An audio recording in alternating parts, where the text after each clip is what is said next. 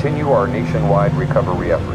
Right now, as this country watches 50 of our finest young men prepare for the ultimate challenge, let us join together in reflection and hope. This is my decision, okay? It's the best way, it's the only way. We have the means to return to our former glory. You boys are the answer. The long walk is the answer. Walk until there's only one of you left. We don't think about making it to the end, we think about moments. Making it to the next moment. We stick together to where all that's left. How about that? All for one! One for all! I'll win this. Yeah, those space rockets take me to the moon. I'm on a wish for 10 naked ladies. From now on, I'm gonna wish that Long Walk has 2 winners. I want my wish to change things. Whether we had 3 hours, 3 days, or 3 decades, this moment, it matters, man. There's one winner I'm gonna go. and no finish line. I did it wrong! May God reward your bravery. But it ain't fair! No, it ain't fair! When you think of national pastimes, you probably consider things like football or baseball, but what about one where you have to put everything on the line in order to acquire everything you could ever wish for? Walking is something that for many seems so simple and easy. The exact sentiments of the participants of the Long Walk thought that as well. Walking to win a prize of unimaginable riches. All you would have to do is walk. But talking about something and actually doing it are two wildly different things. Do you think you could walk 500 miles and walk 500 more without stopping? No, you more than likely can't. But will the promised prize entice you enough to try? Today, we are telling you why you wouldn't survive the long walk. Strolling into this dystopian game, quick notice that we will be covering aspects of both the Stephen King movie and the original 1979 Richard Bachman novel. Now, how does one join this event? To even be considered for the long walk, boys between the ages of 12 to 18 have to go through a rigorous process of questionnaires, one question even asked how often they poop, writing a multiple-page essay, and getting physical and mental exams to make sure they are considered prime, after which their names would be drawn from a cup on live television in a similar fashion to the 1969 Vietnam draft. In the book, it's 100 boys and 100 more alternate boys, though the movie simplifies this to just 50 boys, with one being chosen from each state of the US and changes the minimum age to sign up to 18. And even after being selected, the boys had until the day before the long walk started to opt out of the competition, which ironically is what led to McVree's being there. His family had received a call in the middle of the night and he was flown out to join the long walk. So on top of the stress of the walk, he was also probably fatigued from traveling just a few short hours before the walk. Now, where is this walk? Where is it starting? The walk starts every year on May 1st at 8 a.m. on the border of Canada and the United States, and of course, the state of Maine. Now, what is the point of the long walk? Well, in the world that this is set in, there was another civil war in the United States during the 1950s that eliminated billionaires from the country, but also left the country in a terrible economic state where almost everyone is living in poverty. The long walk promises the winner unimaginable riches and a single wish of one's choosing. Though in the book, the prize is anything the winner wishes for infinitely for the rest of their life, no matter how long or short that life may be. An offer to escape the stress of poverty, as well as serving for a spectator sport for the masses, as the entire competition is televised through a live broadcast to inspire the nation, and many place bets on the competition, who will die first, who will win, etc. And those who don't win will just gain what the masses and leadership calls valor. Now, why would you sign up for this event? For some, it's the want for the prize. Some see it as a chance for adventure. Some signed up as merely a joke, thinking they would never actually be chosen to be a participant. And some, like the book version of Garrity, had no actual reason for signing up. They just did it. And then the movie, some revenge. And you have to keep in mind that young people tend to think they are invincible or are the main characters in their own story, thinking death isn't possible for them in that point in their life, like Reese and Malcolm in the Middle. Don't you realize you can get killed? Dad, I'm not gonna die. What? I'm 17. And so you can't die? I just don't see it happening. I got news for you, Reese. 17-year-olds die all the time. Come on, Dad. That's just something they tell you so you'll stay off drugs. Reasons aside, there is no backing out once you have set foot on that pavement of the long walk. Now, before we go into the why you wouldn't survive, we need to do a recap of the movie. We start off seeing Garrity being driven to the competition by his mother as he tries to convince him to back out before it's too late, despite her knowing it is much too late for him to turn back. They share a tearful goodbye before Garrity joins the other boys, introducing us to other characters: McVries, Stebbins, Olsen, Baker, Curly, Barkovich, Collie Parker, Harkness, and the Major. The boys receive their numbers and ration belts, a belt with pouches containing tubes of basically space food, chocolate, squeezy cheese, peanut butter, and MRE crackers, while getting a recap of some of the basic rules of this competition. Continue walking until just one boy remains. Maintain a speed of at least 3 miles per hour, or 4.83 kilometers for non-freedom lovers. Falling below the speed gets you a warning. You have 10 seconds to get your speed back up. If you do not, you get yet another warning. If you accumulate 3 warnings, you will get your ticket, aka your one-way trip to the great beyond. But if you walk 1 hour at speed with no interruptions, one of your warnings will be erased. Ideally, if you walk at a speed for 3 hours, you can erase all 3 warnings easy peasy, although that's easier said than done. Stepping off the road at any time will get you a ticket with no warnings whatsoever. The movie changes a bit as they don't allow spectators until the final stretch of the walk, though in the book, almost every town the boys walk through has large crowds of people eager to get a peep and even a piece of their favorite walkers. Yes, they're gonna try to get anything that you drop as some memorabilia. The boys talk about what they'd like to do once they win, and we maintain our full set of walkers until mile 7. Curly, the youngest of the boys and thought to be younger than the minimum age allowed, gets a Charlie horse all of a sudden, which causes him to fall down and earn the first ticket as he cries out that it's just not fair.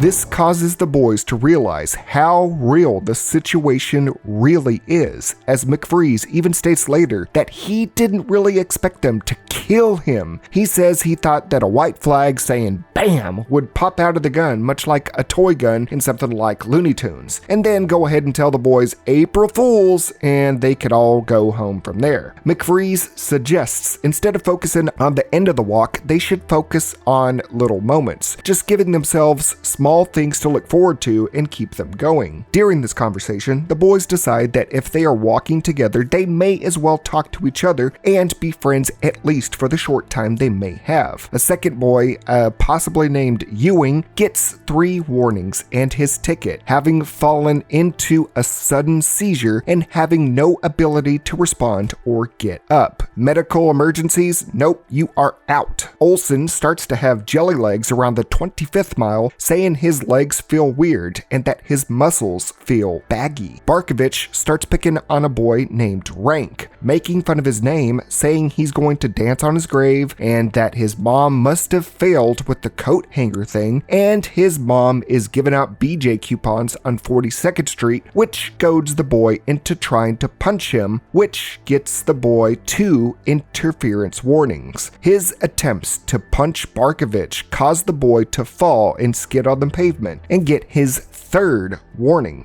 at which time Barkovich yells for Rank to get up. but the boy gets his ticket. And now all of the young men tell Barkovich that he is a murderer and that they will cheer when he gets his ticket. As the walk continues, we find out what happens if you have to poop. The boys learn that number 45, aka Ronald, has diarrhea. He struggles to keep going, but in an attempt to not soil his pants, he keeps stopping to poop and pull his pants down. This causes him to get his ticket mid-poo. An embarrassingly awful way to go. Stebbins punctuates this death by stating that the last 20 walkers always have to shit. Bear in mind that you will probably have shit, piss, and other bodily fluids running down your legs all throughout this competition. As we reach the early hours of dusk, the boys start to experience bits of sleep while still walking. Garrity even dreams about his mother. Shortly after this, Garrity gets 3 warnings and becomes paranoid that McVries is out to get him and wants to get his ticket while approaching a very steep hill. At this same hill, many of the boys unceremoniously receive their tickets as they struggle to make it up the hill, and Harkness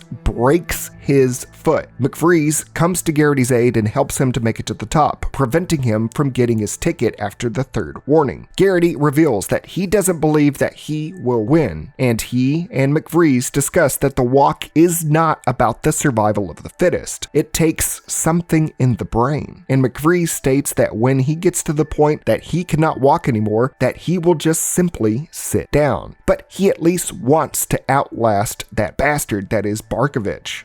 Around the 67th mile, it becomes noticeable that Olsen is mentally no longer in there, no longer talking and joking with the others. Instead, he is basically now a walking zombie, a hollow husk. Harkness, with his broken foot, gets their first warning, at which time the camera pans down and just shows how bad the damage he suffered walking up the hill truly is. His foot is bent at this awkward angle and blackened from injury and is making this dreadful, oh my god, this squelching sound. And he tries his best to continue until he falls and says, "I'm gonna go home," as he receives his ticket while 2 little boys on bikes watch from the side of the road, not fazed by this at all. The walkers reach the milestone of 100 miles. There are faded banners and crumbled buildings along the road showing the dilapidated state of the country. It is here that Stebbins starts to show signs of illness, sneezing, but playing it off as just seasonal allergies. Boy number 31, knowing there's no way out, tries to make a running escape into one of the buildings, but instantly gets his ticket at long range once he steps off the pavement. Baker tells of his wish. He wants to go to the moon, and they discuss a past winner that wished for an elephant and rode it home from the walk. Olsen wants to wish for 10 naked ladies. McVries reveals that his wish has changed since starting the walk, and that he will wish for there to be 2 winners so that future walkers will at least be able to have a friend. Garrity refuses to share his wish, but says he wants his wish to cause change. While walking, the boys face more hardships, rain, bathroom breaks, and emotional challenges. Garrity tells McVries of his father's fate and of his wish to end the major to avenge his father. He intends to wish for a carbine, the very one that has been used to issue the tickets to these walkers all this time, and will then use it to issue a ticket to the major, who apparently is the leader of this dystopian American society. This is the act that he believes will change how things are for everyone and hopefully end the tradition of the long walk. Shortly after mile 170, a boy named Patrick starts begging for help, saying he cannot continue due to his feet. After receiving his first warning, he tries to climb up the half track that the guards are riding on. He is knocked down by the butt of one of the soldiers' carbines, and his legs are ran over by the half track, crunching and smushing, fully gone and crushed in a scene that quite honestly is pretty haunting. When I saw it in the theater with my girlfriend for the first time, all I could think of was, oh my God. New guy's in the corner puking his guts out. But he is still issued warnings as if there is any way he could get up, much less get to a speed of 3 miles per hour with no legs. He is executed, given a ticket right there on the spot. In this same scene, we lose Tressler, aka the boy with the radio. He starts stripping off all of his clothes and pushes past Garrity and McFreeze before running off the pavement, getting himself a ticket. As this happens, the boys walk past an ironic sign which just says this: "Next time, ride the train. Comfort. Relax." Mile 201 hits, and we are down to just a few walkers. Stebbins, Baker, McFreeze, Garrity, Olson, Colley, and Barkovich. Olson loses his motivation to continue and rushes at the half track and tries to grab one of the guards' guns. He is instantly shot by the rifle he tried to take, but manages to get up and tries to keep going, but succumbs to his injuries. Baker runs back to him trying to comfort the dying boy in his last moments. Olson says, "I did it wrong," as Garrity rips Baker away to save him from the same fate. Even though at this point we know there's no prevention to the inevitable, but simply a procrastination at the end. After the loss of Olson, it is revealed that he was married. The boys then decide that whomever wins this competition will have to do something for Olson's wife to make sure she will be okay and is taken care of. We also learn Stebbins has gotten very sick. Barkovich also tries to make amends in his own sort of way, asking why he was left out for the boys who were asked if they would help Olson's wife if they win, but he would like to help as well. He also states that he believes that he got off on the wrong foot with the guys, and that he never had any friends of his own, and that he didn't mean for Rank to die during their tussle, and feels really guilty about it and is sorry. He cracks big time during this conversation, but smiles at the thought that at least he finally has some good buddies. But he's too far gone for repair, and walks ahead of the pack before turning around and saying this: I'm gonna be with you horse forever now. As he takes himself out with a spoon to the neck. At mile 286, the soles to Garrity's shoes fall off, and he takes them off soon before seeing his mother, who starts crying at the sight of his feet. The boys also look very worn at this point. Garrity tries to run to his mom and is once again rescued by McFreeze, who pulls him back into the walk before he can get his ticket in front of his mother. After witnessing this moment of vulnerability, McFreeze confides in Garrity and tells him how he got his scar, and tells him he tries to always find sunlight no matter how dark things get. Stebbins then tells the boys that for the rest of the walk, no one should help the others, that they need to win on their own, that they need to be single-minded. During this conversation, Colley Parker runs ahead and grabs a gun from one of the soldiers and is able to shoot and kill him. Parker asks the other guys to help him, wanting to overtake the soldiers and make their escape, but the others just walk right past him, and he gets his ticket, but on his own terms. He takes himself out of the walk. Later, Baker's nose has been bleeding for quite some time. He has an internal hemorrhage that is only getting worse by the minute. Garrity and McFreeze attempt to get him to keep walking, but Baker tells them, "I'm sorry, I'm going home," and gives Garrity his necklace and asks him to give it to his grandmother when he wins. Garrity agrees to this request. Baker then tells the boys to promise to not watch him do it before walking backward towards the half track to collect his ticket. By mile 326, we are now down to just 3 walkers. The major comes in and yells at them with some motivational quotes when Garrity tells him to shut the fuck up. Holy shit. Suck a dick, will you? Then the major responds with, "That's the spirit, my boy." Stebbins finally starts socializing with Substance and reveals that he knows so much about the long walk because he is the metaphorical rabbit in this dog race. The motivation to keep the others going, but never be caught up with by the dogs because the rabbit is not flesh and blood. It's a mechanical being. He also tells the boys that he is the major's illegitimate son, that he thought the major didn't know about him, but that he has dozens of them, and that his wish would be to be taken into his father's home home and be invited for tea, but that he is only flesh and blood and cannot finish the walk, but wants to finish with his head held high. In the final stretch of the walk, rain starts pouring down. Mile 331, we now have a large crowd that has gathered to watch the finale to the long walk. McVrees tries to sit down, but Garrity pulls him up, only to choose love for his brother and make the ultimate sacrifice as he sits down and lets McVrees win. Overcome by the pain at the loss of Garrity, McVrees wishes for the carbine to give to his kids one day. The Major tells the soldiers it's okay to give it to him because he believes that McVrees will not shoot at anyone and wants to make the world a better place. So doing so would destroy that wish. McVrees then shoots the Major, saying that This is for Ray. At this moment, the crowd suddenly evaporates, disappears, and McVrees is shown walking down a dark and raining road alone, leaving the audience to question what happened to him. Did he die? Go insane? Did he even finish and kill the Major? Or was all of this in his mind? Regardless, the long walk would continue for him alone.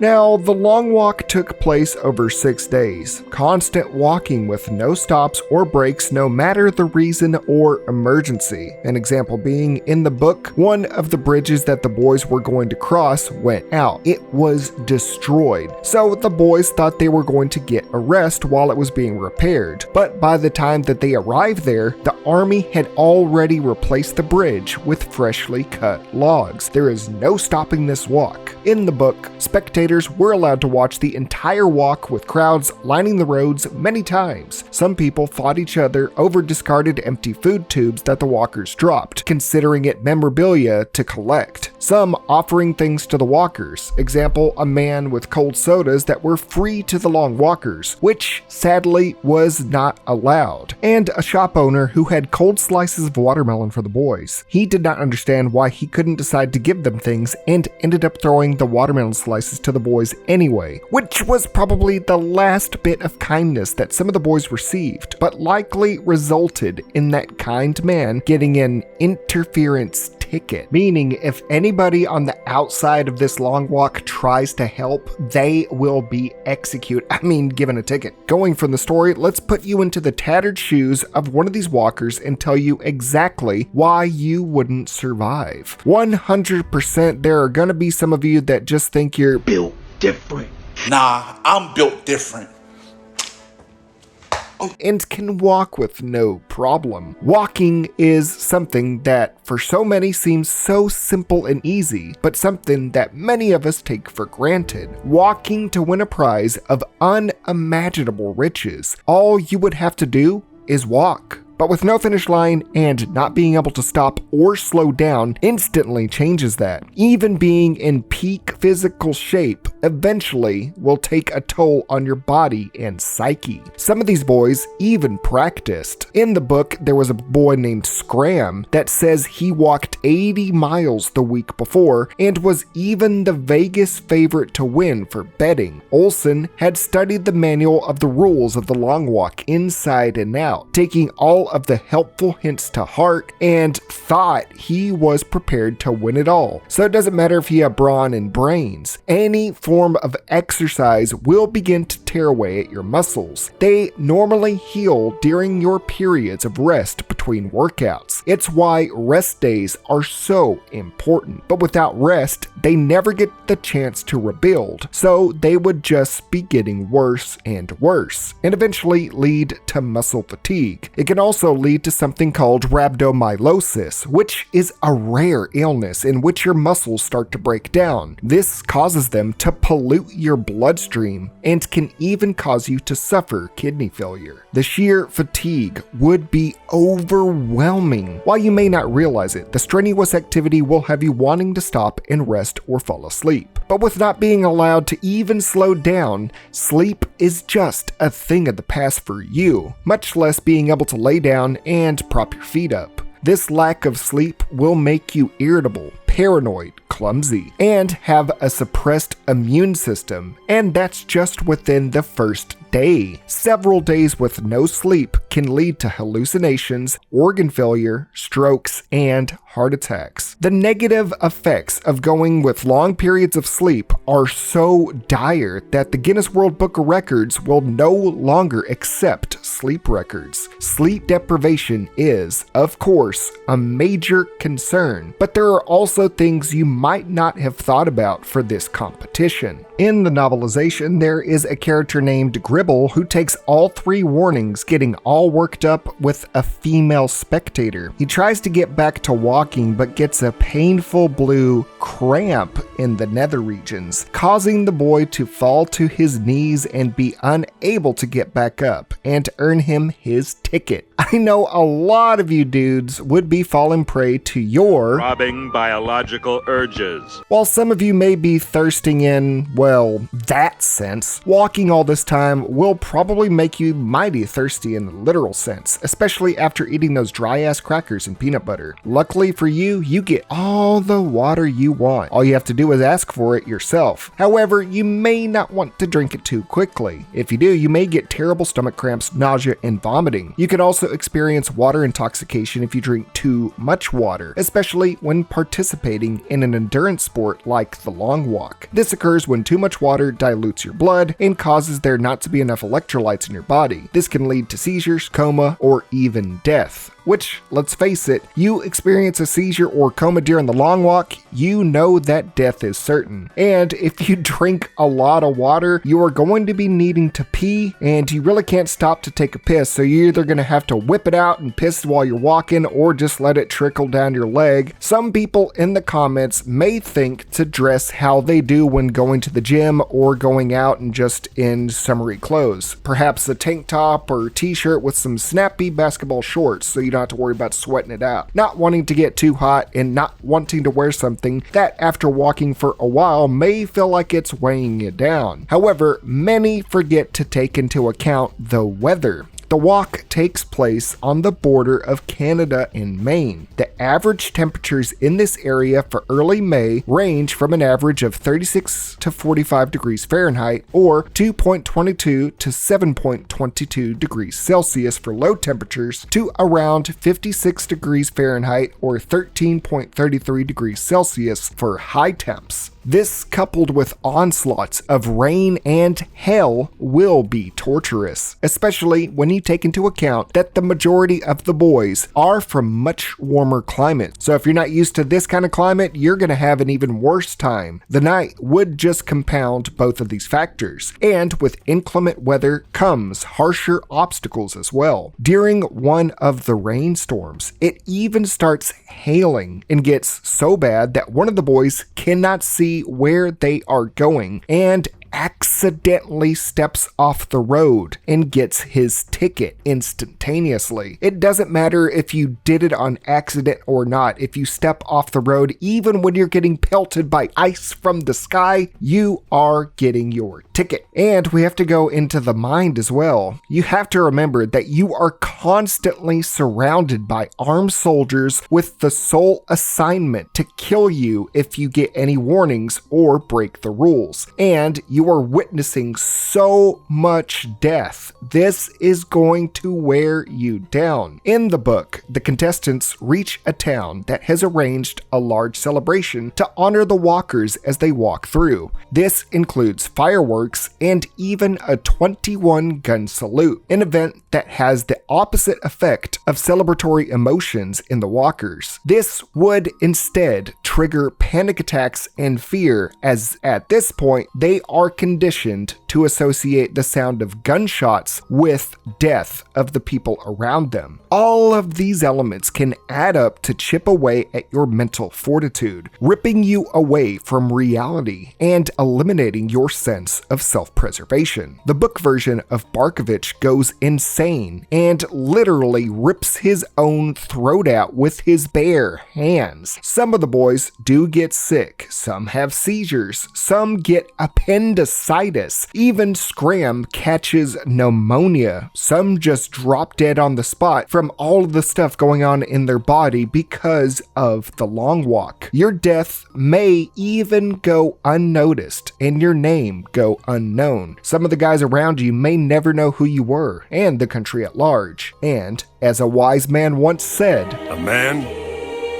dies when people forget him." Now, we do hear of a past winner in the book, but his eyes apparently hemorrhaged during the walk. He went blind. And then 1 week after he had won, he had died because of a blood clot in the brain, which kinda makes you think, are there any true winners? Even if you make it to the end, you may die from injury or from the incredible abuse that your body has gone through. Even if physically you are okay, your mental state would likely be changed forever to the point where you truly wouldn't be the same person anymore, left just an empty tomb of the soul who once inhabited your body. Sure, you got everything you ever wanted, but the person that wanted all of that is no longer there. Is there even a true prize? Or does this society only promise it, knowing that the winner will not be around for long after the show is over? In the book, the chapters are preceded by various game show quotes, serving as the cryptic reminders that this is seen as just a mere game to spectators. You can always just say you will not participate in such a fucked up, broadcast, socially accepted game. But within the context of this universe, you have to keep in mind that the country is so destitute. Living conditions are awful. Poverty is rampant. Having the opportunity to risk your life with basically impossible odds with such bountiful promised rewards would be more than enough to most people. People do view the long walk as a pastime far greater than American football in America in our time. Hell, maybe even greater than soccer, aka football, across the world, showcasing how far the United States of America has devolved to the point that this is peak entertainment, that this sick display is something to be excited and even strive to participate in. Some see it as an inconvenience. The entire road that the walk takes place on is shut down for the duration of the event. The surrounding environment and physical hurdles will all accumulate to breaking your mind, body, and soul. Everything is tallying up. The people around you, you may be sabotaged by those by walking with you. You may have people on the side of the road that distract you in such a way that you are crippled mentally, physically, and more. There are so many elements your body might give out on you. For most of us, the long road ahead will be arduous. Many will die in embarrassing, brutal, unfair,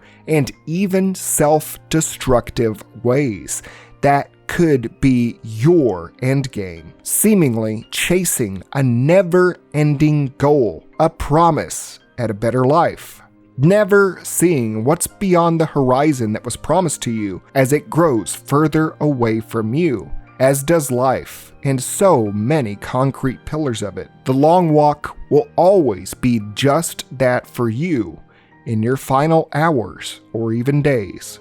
Just a long walk. Thanks for watching. Outros are now shortened because viewer retention, but discuss below how I'm wrong or what was incorrect. Big shout out to my girlfriend Rhinoceros Rex for writing the script to this video. If you're too young, a woman, or too old, just put yourself in the shoes of this situation and just see how screwed you are. Donate to the Patreon, become a YouTube channel member, or donate during my live streams on my second channel, WSG Streams, to be featured on this really cool list here. Support the channel even more by using code WOW@GamerSubs for 10% off your order. Until next time, I'm Zach Casa, aka Wow Such Gaming. Never forget to stay happy, stay healthy, and most importantly, stay wow.